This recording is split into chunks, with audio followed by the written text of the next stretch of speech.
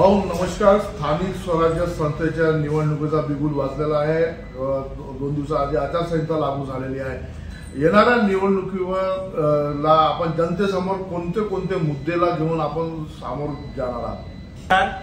माझं नाव मुन्ना सिंग चंद्रपाल सिंग सेंगर आहे। मी कुंडाईचा रहिवासी आहे। प्रभाग क्रमांक 2 मधून निवडणूक लढत आहे।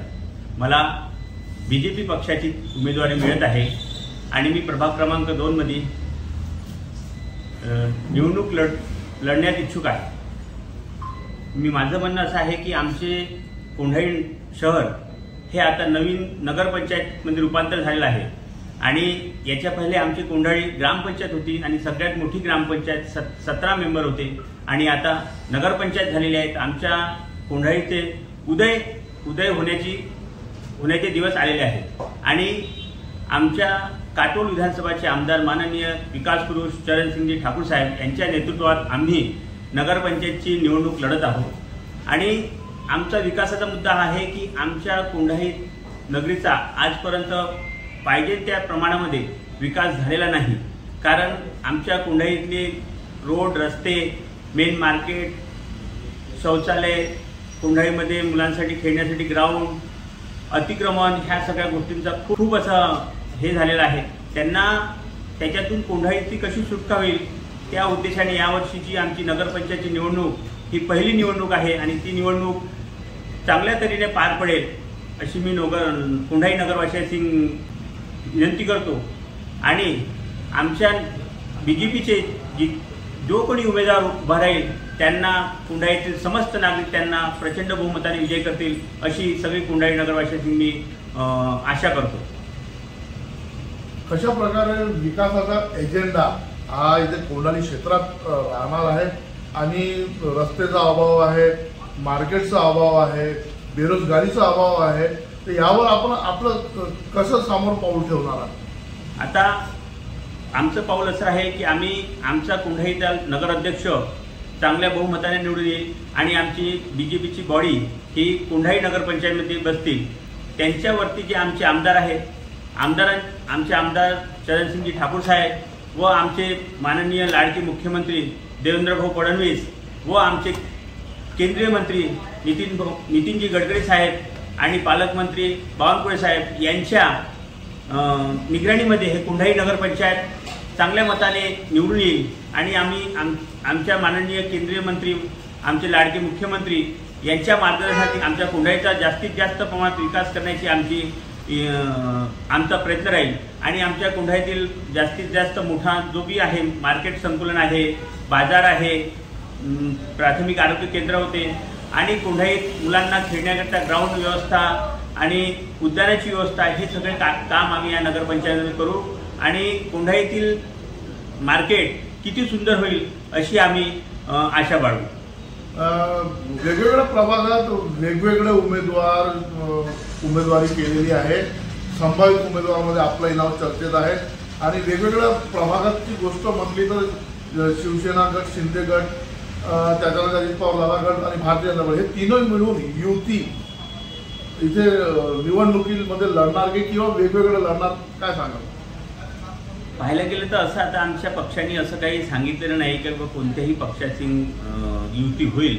त्यांनी म्हटलं की तुम्ही स्वतःच्या स्वबळावर इलेक्शन लढा आणि कोणत्याही पक्षाची त्यांनी असं सांगितलेलं नाही की बा तुमची युती होईल काही, तुम्ही आपल्या स्वबळाने आपली नगरपंचायत लढा आणि लोकांच्या समस्या कशा दूर होईल यावर जास्त लक्ष केंद्रित करा। आपण संभाव्य उमेदवार आहे आणि तुम्हाला उमेदवारी मिळाली, पक्षाने तुम्हाला तुमच्यावर विश्वास दाखवला आणि तुम्ही जनतेसमोर गेले तर जनता तुम्हाला का बरं निवडून द्यायचं ठरलं? प्रश्न असा आहे की जनतेने आतापर्यंत ह्या कोंढाईमध्ये 25-30 वर्षापासून जे कार्य पाहिजे नव्हते ते झालेले नाही। कारण वरती सरकार दुसरी, खाली सरकार दुसरी, या कारणाने कोंढाईचा विकास झाला नाही। आता असा 30-40 वर्षामध्ये योग लागून आलेला आहे की वरतून खालतापर्यंत एकच सरकार आहे आणि ह्या कोंढाईचा उदय होईल अशी लोकांना वाटेल। कारण आमचे आमदार विकास पुरुष माननीय चरणसिंग ठाकूर साहेब आणि त्यांच्यावरील आमचे पालकमंत्री बावनकुळे साहेब यांच्या पुढाकाराने कोंढाईचा विकास होईल अशी लोकांना आशा आहे। इथले आपण शिक्षण म्हटलं किंवा महिलांसाठी रोजगार म्हटलं आणि इस्पितळ, तर याचा अभाव इथे आहे, तर आपण काय सांगाल? तर याचा अभाव आहे, पण याचं चांगली गोष्ट ही बी आहे की माननीय चरणसिंग ठाकूर साहेब आता 1 वर्ष पूर्ण व्हायचं आहे. त्यांनी आपल्या प्रयत्नाने काटोल विधानसभामध्ये चांगले उद्योग आणले आता आणि त्या उद्योगाला आता सुरुवात होणार आहे आणि त्याच्यातून हा रोजगारीचा प्रश्न दूर होईल असे आमचे विकास पुरुष यांनी चांगला उपक्रम राबवला आणि काटोल विधानसभामध्ये जास्तीत जास्त मोठा उद्योग कसा लागेल त्यांच्या मागे ते लागलेले आहे आणि रोजगारीचा प्रश्न ते दूर करतील.